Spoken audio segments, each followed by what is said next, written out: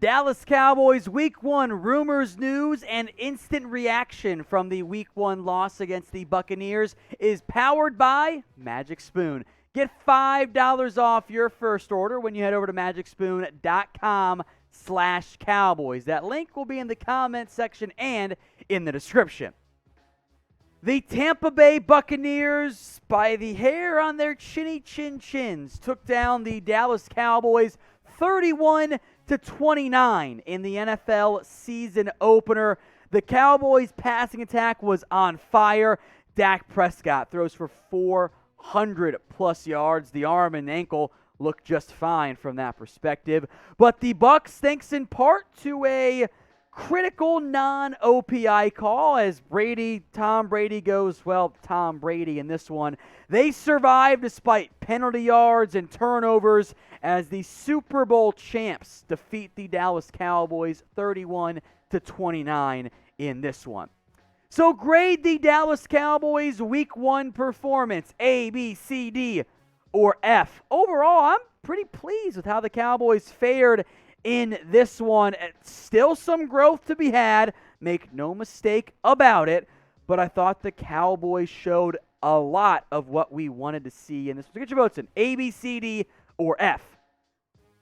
As far as I'm concerned, folks, that was OPI on Chris Godwin. I want to make this point right now off the top.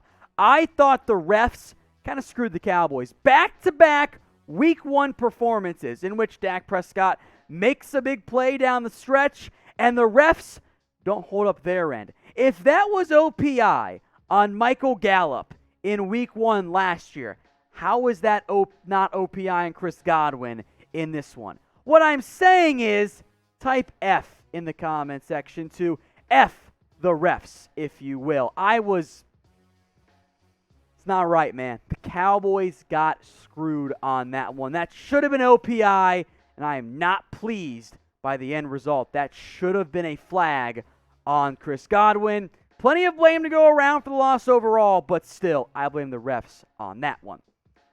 All right, injury note right now coming out. Michael Gallup had an ankle injury in this one. He was ruled questionable to return. Of course, he did not end up returning in this one.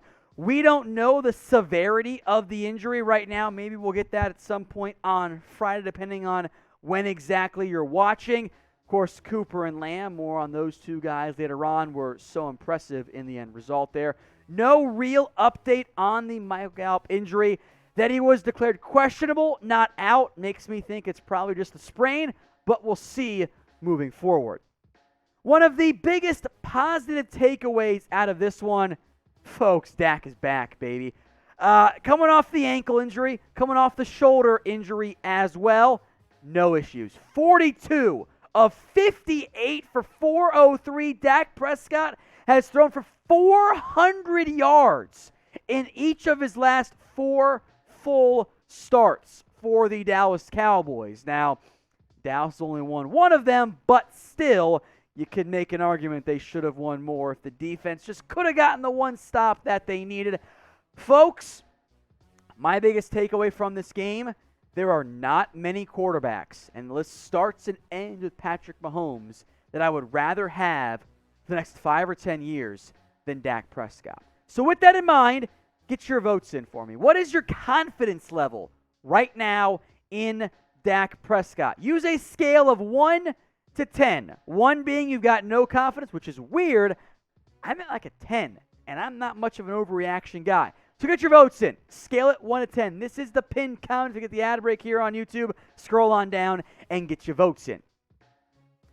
I do want to discuss some of the not great outcomes. Greg Zuerlein, I got red flags left and right. I was very disappointed in the end result out of Zuerlein in this one. I'll call it 4 points, more or less. The field goal, the long field goal, I'm not going to count. 4 critical points left on the board because he missed a short field goal and an extra point. That would have impacted the game substantially. Zuerlein overall last year was not elite. I've got red flags moving forward. What do you guys want? Do you want a new kicker? Type in Y for yes, you do want to go find a new kicker for the Dallas Cowboys. type in N for no, you do not. Now, CeeDee Lamb was not perfect in this game, but he and Amari Cooper both went for well over 100 yards in this particular matchup. Despite the drops, one of which was brutal, led to an interception, the other was a bit of a problem as it relates to the third down pickup that could have been had there. Lamb's impressive. The talent is there. He and Amari Cooper, with Gallup's a question mark for week 2 for now, I was impressed by it. I think that CeeDee Lamb and Amari Cooper are going to have massive years. I played Lamb in fantasy this week. I played against Cooper in a different league. Either way, both of these players are going to be a key cog in the Cowboys offense. We should be excited about where this Cowboys offense is at right now. As mentioned, today's show is powered by our friends over at Magic Spoon. Get $5 off your first order when you head to magicspoon.com/Cowboys. That link, folks, will be in the comment section and in the description. This cereal, it's high in protein. It's low in carbs. And despite tasting absolutely incredible, it's got 0 grams of sugar. Get $5 off your first order of Magic Spoon cereal when you head over to magicspoon.com/Cowboys. Tons of flavors, blueberry, cocoa, cinnamon, whatever you want. We'll get $5 off your first order today. Now again, the Cowboys came up short in this one. Despite the loss, and although I'm not a big believer in moral victories, I think this takeaway has to be mentioned. Against the defending Super Bowl champions, without their best overall player, at least second best overall player, in Zach Martin. You know what the Cowboys showed me?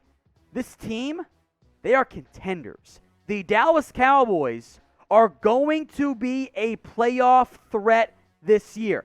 They're not going to force 4 takeaways every single game. I get that. But this is the second best team they will face all year. They've got the Chiefs, and they lost by 2, and they should have won. I'm not saying they're going to win the NFC or even get a bye or get the second or third seed or whatever. But I think this team should be viewed as the NFC East favorites, full stop. No buts. This Dallas Cowboys team, I feel pretty damn good about. Now, I don't feel good about Anthony. 11 tackles? Really? 11 tackles? Wow, that's the ESPN stats right there. Okay. Not great from Anthony Brown. I do want to mention this. Guys, did we really expect Trevon Diggs, Anthony Brown, Jordan Lewis to outplay, in whatever order you want to rank them, Mike Evans, Chris Godwin, Antonio Brown? The answer is no. It shouldn't be a surprise that Anthony Brown did not play great. The competition will not be as tough the rest of the year for AB than what he just faced against the Bucs. Despite that, he was a red flag. He did not play well. Kelvin Joseph is on IR. There are no solutions out there. The solution is either you play Nashawn Wright, you make Maurice Canady move from nickel to outside corner. He hasn't played outside much this season for the Cowboys, preseason I should say, or you just wait for Kelvin Joseph to get back. It's not a great solution, but we knew that going in to the season.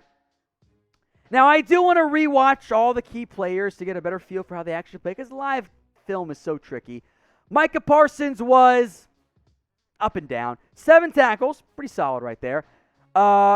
There were some coverage lapses. He got fooled a few times by Tom Brady. That's to be expected.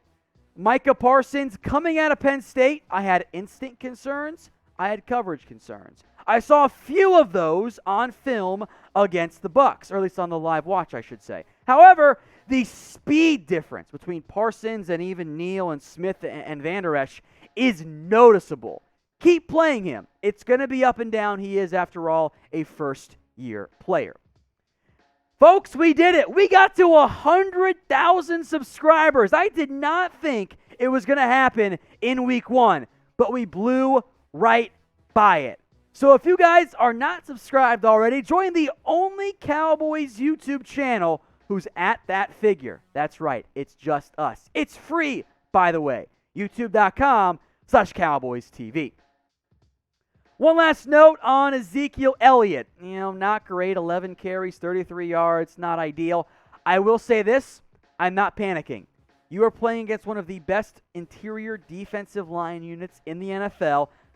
You guys saw Vita Vea. Dude's a superstar. I love him so much. On the flip side, I love the game plan Kellen Moore dialed up. A lot of short, quick passes, help protect your offensive line. You're going to have a tough time running the ball with a backup O-line in there. I love what Kellen Moore did. Don't panic on Zeke Elliott yet. You guys know how I feel about Zeke overall. I'm not overly concerned from that perspective. He wasn't great.